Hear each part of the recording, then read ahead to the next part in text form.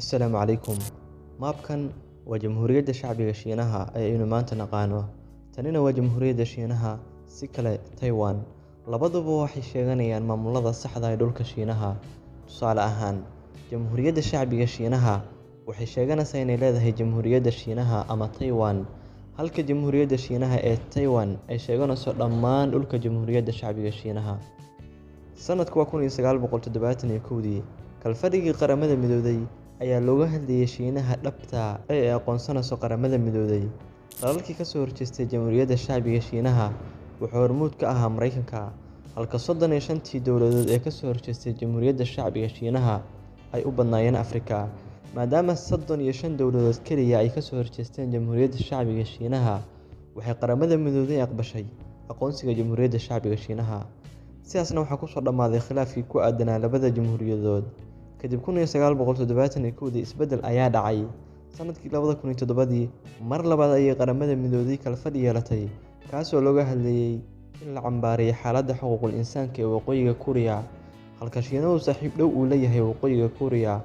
Qaaradda Afrika, 9 dal kaliya ayaa cambaareeyay Waqooyiga Kuuriya, halka 43 dal ee Afrika ay ka aamuseen.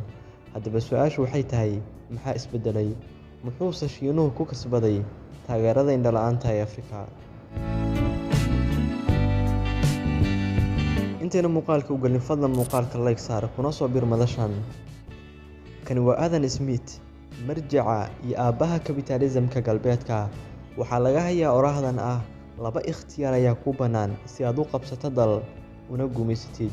Midka koowaad waa in aad dagaal ku qaadid, kan labaadna waa inaad gundaha u gelisid dayn aan xaddi lahayn. 10kii sano ee ugu dambeeyay, Shiinuhu waa dalka ugu mashaariic hirgelis badan Afrika. Tusaale ahaan, Shiinuhu wuxuu Kenya ka dhisay waddo tareen oo gaaraysa 300 mayl min caasimadda Nairobi ilaa Mombasa, oo ah magaalada labaad ee ugu weyn dalka. Wuxuu mashruucan noqonayaa kii ugu weynaa ee Kenya laga hirgeliyo tan iyo xorriyaddii. With a route length of 480 kilometers, the $3.8 billion high-speed railway is Kenya's largest infrastructure project since it gained independence in 1963.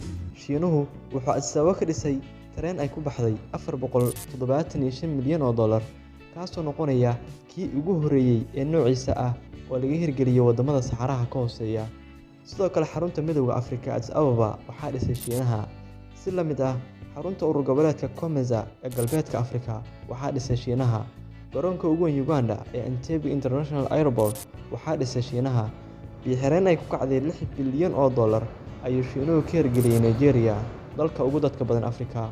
Cape Verde waa dal jasiirad ah oo dhaca galbeedka Afrika.